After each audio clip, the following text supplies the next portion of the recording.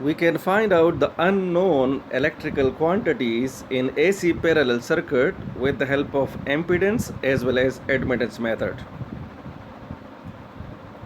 So we are done with the impedance method. Let us discuss the admittance method to find out the unknown electrical quantities in AC parallel circuit.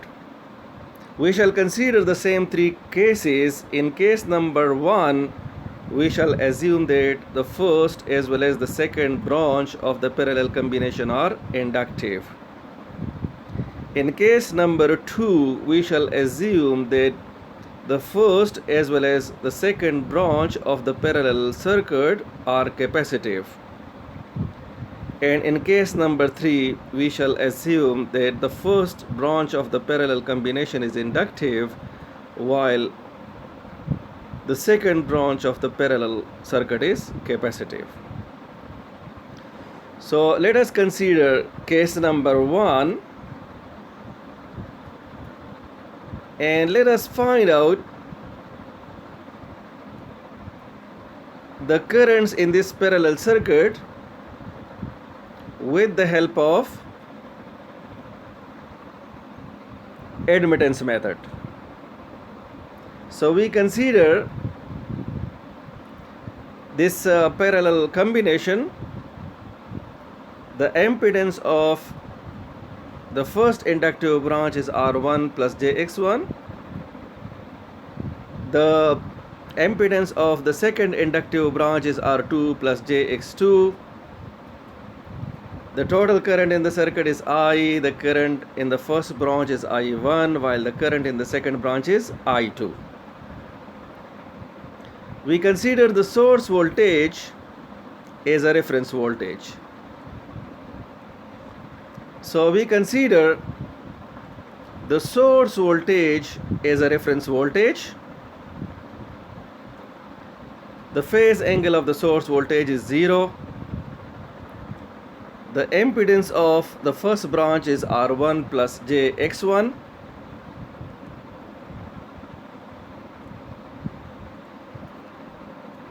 The impedance of the second branch of this parallel combination is R2 plus JX2. The current in the first branch of this parallel combination will be equal to the voltage across the first branch over the impedance of the first branch. The same equation can be written as the voltage across the first branch into 1 over Z1. 1 over Z1 is the reciprocal of the impedance, and the reciprocal of the impedance is known as admittance, and this admittance is represented by Y. The unit of admittance is mho. So the current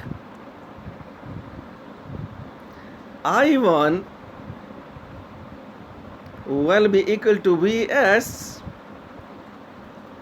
into Y1. We can calculate the current in the first branch with the help of this equation, where Y1 is the admittance of the first inductive branch.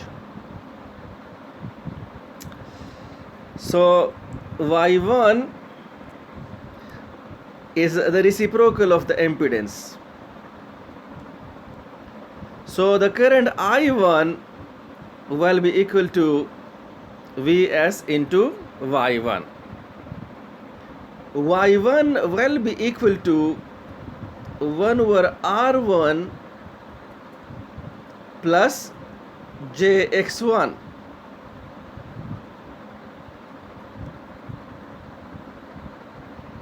Y1 will be equal to 1 over R1 plus JX1.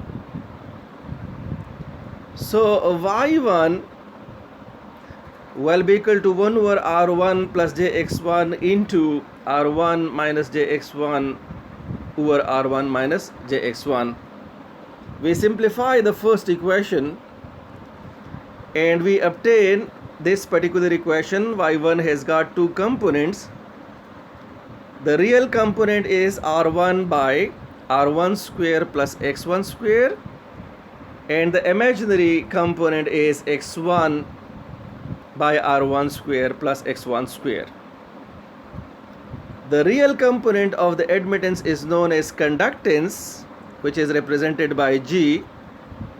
So G1 will be equal to R1 by R1 square plus X1 square, and the imaginary component of the admittance is known as susceptance, and susceptance is represented by B.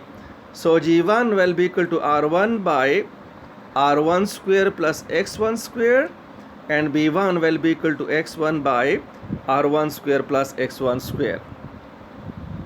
So Y1 will be equal to G1 Y1 will be equal to G1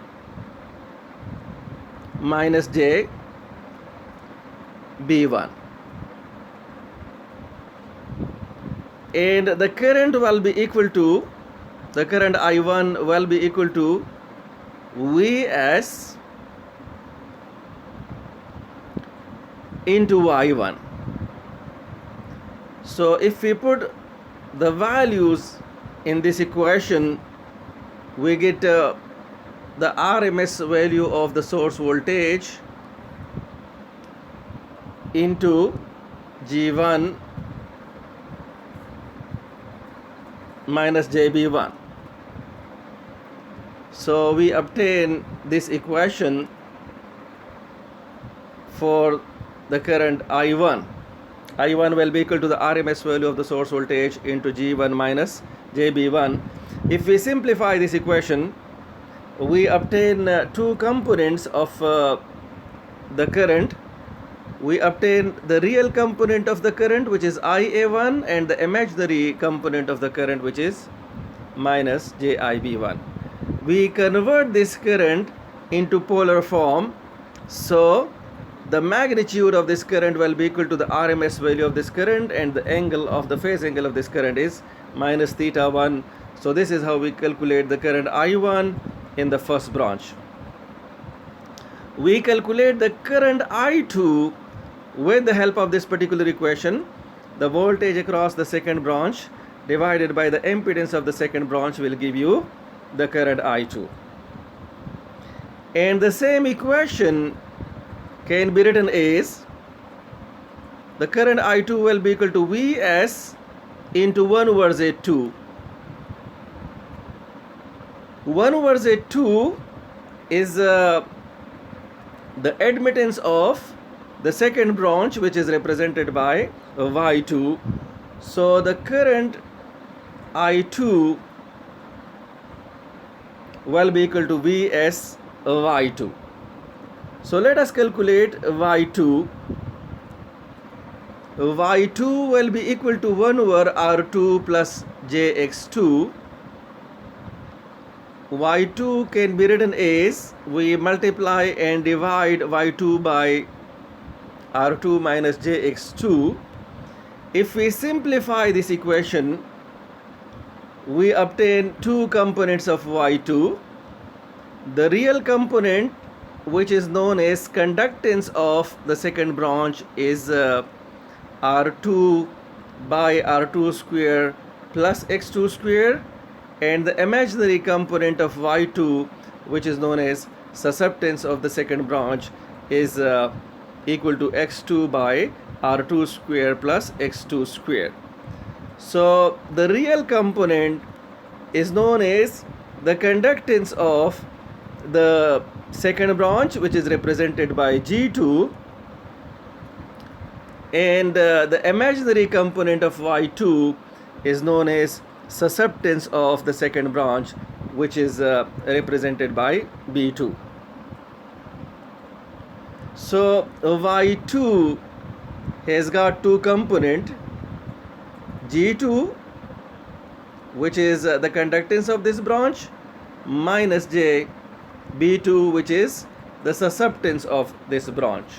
So this is the admittance of the second branch.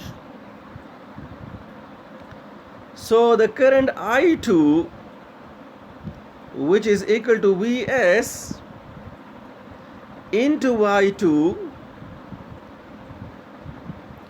can be calculated with the help of this particular equation. Vs is basically equal to the RMS value of the applied voltage. This is a reference voltage, so the phase angle of this voltage will be 0, and the magnitude of this voltage will be equal to the RMS value of this voltage. If we simplify this equation, we obtain two components of I2.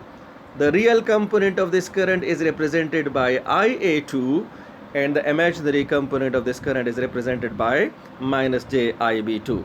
We convert this rectangular form into polar form. So this is the polar form of the current I2. The current I2 has its RMS value and its phase angle, which is represented by minus theta 2. So this is the phasor value of the current in the second branch. We apply KCL to this parallel combination. According to KCL, the phasor sum of I1 and I2 will be equal to the total current. We put the values of I1 and I2 on the right hand side. So the total current is in the rectangular form. The real component of the total current is IA, and the imaginary component of the total current is minus JIB. We convert this current into polar form. So in polar form of representation, the RMS value of the total current will be the magnitude of this phasor, and minus theta is the phase angle of this phasor. This is the admittance triangle of the first inductive branch. G1 is the real component of Y1, and minus JB1 is the imaginary component of Y1. So the power factor of the first branch will be equal to cos of theta 1, and if we look at this particular triangle, cos of theta 1 will be equal to G1 by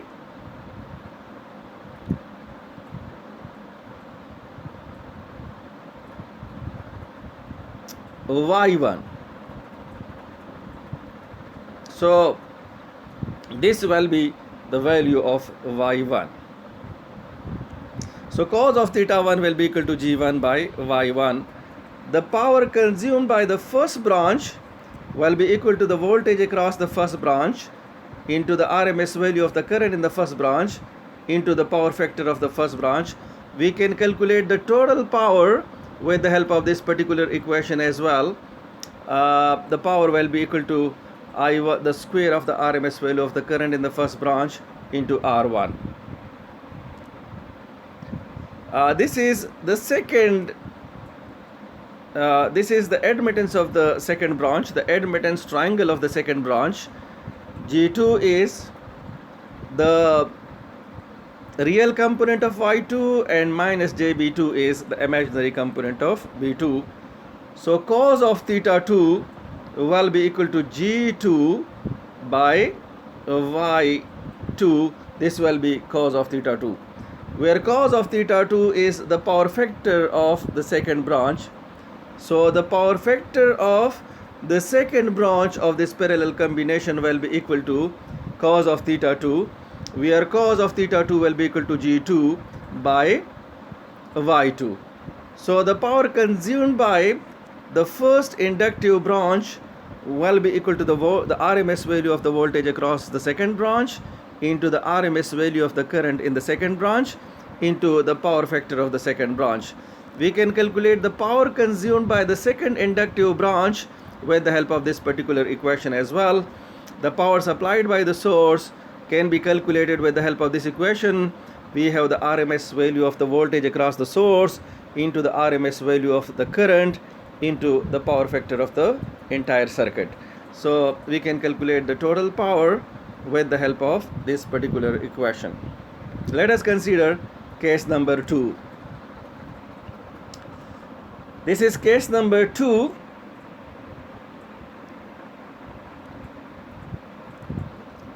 The impedance of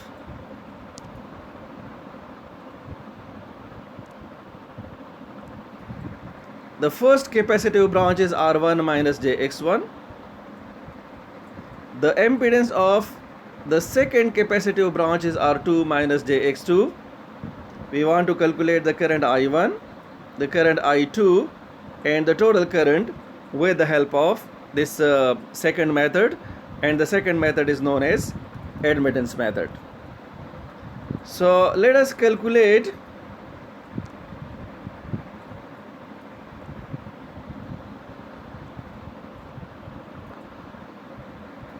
the current I1, the current I2, and the total current. This is the polar form of the applied voltage.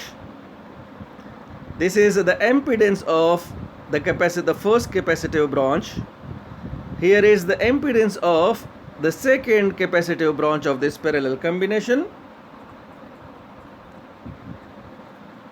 The current I1 will be equal to Vs by Z1. So the current I1 will be equal to Vs into 1 over Z1. We know that 1 over Z1 is the admittance of the first branch. So the current in the first branch will be equal to Vs into Y1. Y1 is equal to 1 over R1 minus Jx1. We can write down Y1 in this form as well. So there are two components of Y1. The real component of Y1 is R1 by R1 square plus X1 square. And the imaginary component of Y1 is X1 by R1 square plus X1 square. The real component of Y1 is represented by G1. The imaginary component of Y1 is represented by B1. So Y1 will be equal to G1 plus JB1. And the current I1 will be equal to Vs into Y1. So we put the values on the right hand side of this equation.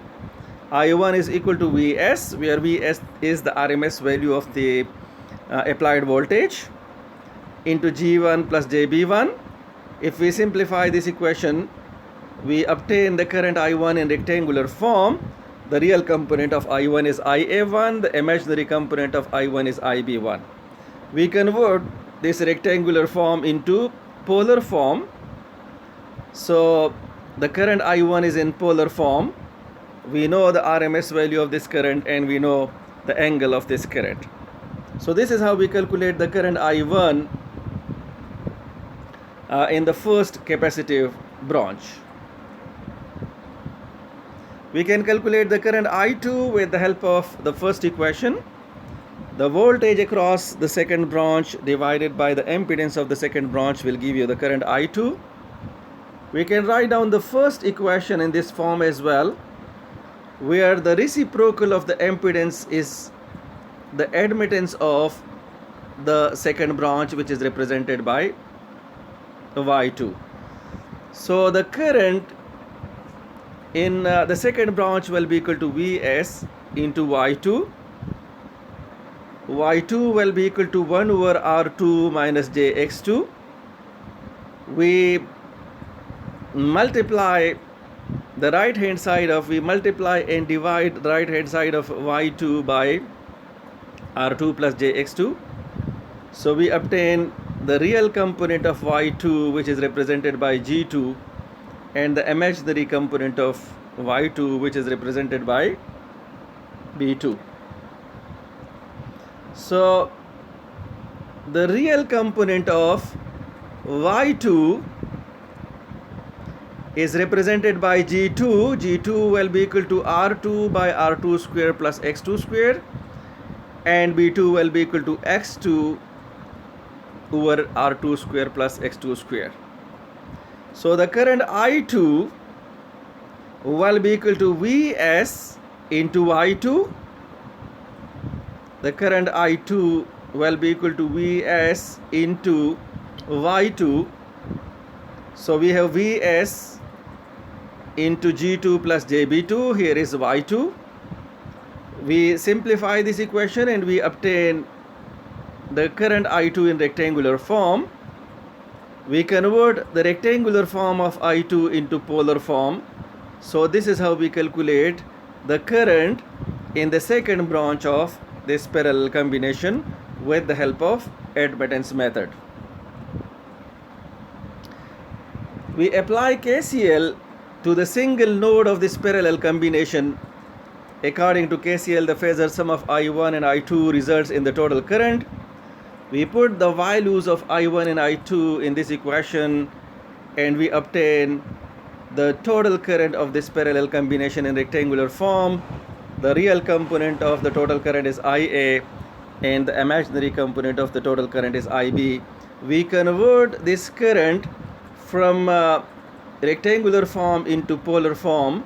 So this is how we calculate the total current in polar form. The total admittance of this parallel combination will be equal to Y1 plus Y2.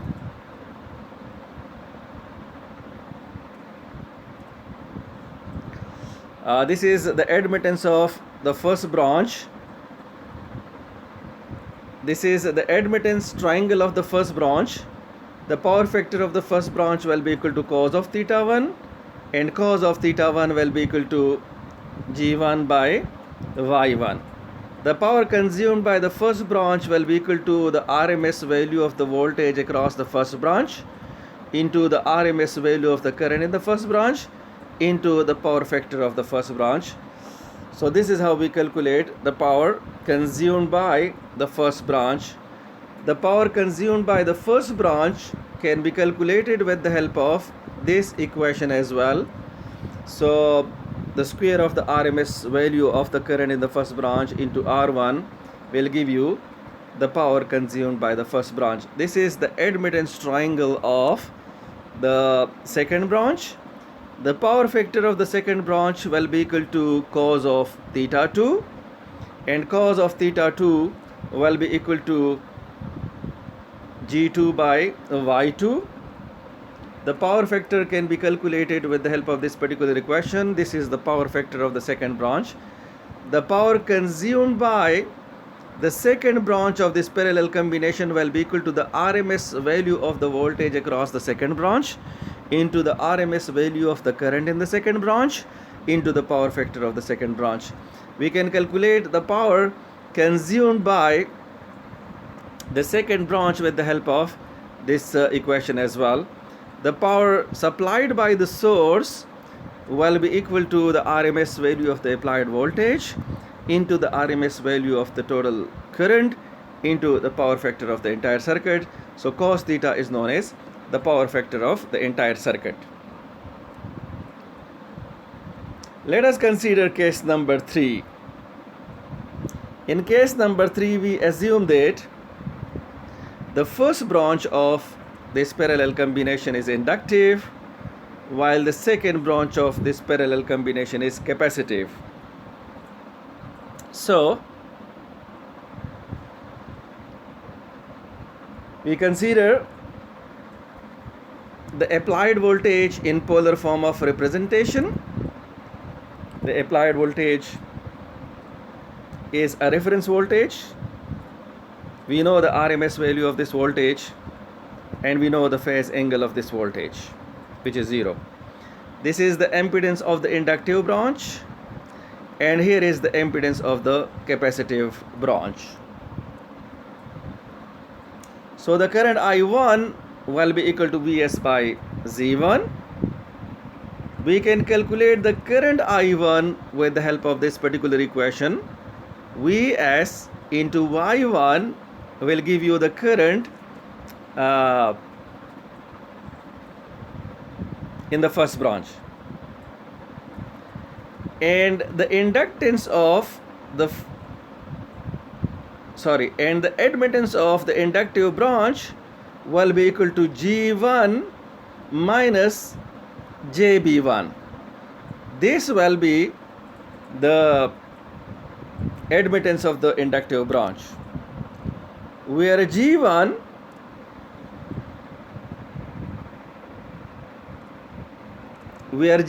is equal to R1 by R1 square plus X1 square, and B1 is equal to X1 by R1 square plus X1 square. So if we put the values on the right hand side of I1, we obtain this particular equation. If we simplify this equation, this is the current I1, which is the current in the inductive branch, and this current is in rectangular form. We convert the current I1 into polar form. So this is the current in the inductive branch of this parallel combination in polar form of representation. So you guys can calculate the current I1 in the inductive branch of this parallel combination. The current in the capacitive branch of this parallel combination will be equal to Vs into Y2, and the admittance of the capacitive branch will be equal to G2 plus JB2. The real component of Y2 is known as conductance, which is represented by G2. The imaginary component of Y2 is known as susceptance, which is represented by B2, where G2 is equal to R2 by R2 square plus X2 square, and B2 is equal to X2 over R2 square plus X2 square. So we put the values on the right hand side of the current I2. If we put the values on the right hand side of the current I2, we obtain this particular equation. We consider the RMS value of the applied voltage in this particular equation. Y2 is G2 plus JB2. So we obtain the current I2 in rectangular form, and we convert the rectangular form of I2 into polar form. So this is how we calculate the current I2 in the capacitive branch of this parallel combination. We apply KCL to the only node of the entire circuit. According to KCL, the phasor sum of the currents moving toward this node will be equal to the phasor sum of the currents moving away from this node. So the phasor sum of I1 and I2 will give you the total current. We put the values on the right hand side of the first equation. So we obtain the total current in rectangular form. So the real component is IA, and the imaginary component of the total current is plus minus JIB. So we convert the rectangular form of the total current into polar form. This is the total current of this parallel combination, which is in polar form. We have plus minus theta. If theta is positive, the total current will lead the applied voltage by theta. The entire circuit will behave like capacitive circuit. If theta is negative, the total current will lag behind the applied voltage by theta, and the entire circuit will behave like inductive circuit. If theta is 0, the total current will be in phase with the applied voltage, and the entire circuit will behave like resistive circuit. So this is the admittance triangle of the inductive branch. The power factor of this branch will be equal to cos of theta 1, and we can calculate the power consumed by the first branch with the help of this particular equation. In this particular equation, we consider the RMS value of the voltage across the first branch into the RMS value of the current in the first branch and the power factor of the first branch. We can calculate the power consumed by the first branch with the help of this particular equation as well. So this is up to you guys. You guys can choose any one of these two equations to compute the power which is consumed by the inductive branch of this parallel combination. So this is the admittance triangle of the capacitive branch. The power factor of the capacitive branch will be equal to cos of theta 2. The power consumed by the second branch will be equal to the RMS value of the voltage across the second branch into the RMS value of the current in the second branch into the power factor of the second branch. We can calculate the power consumed by the second branch with the help of this particular equation as well.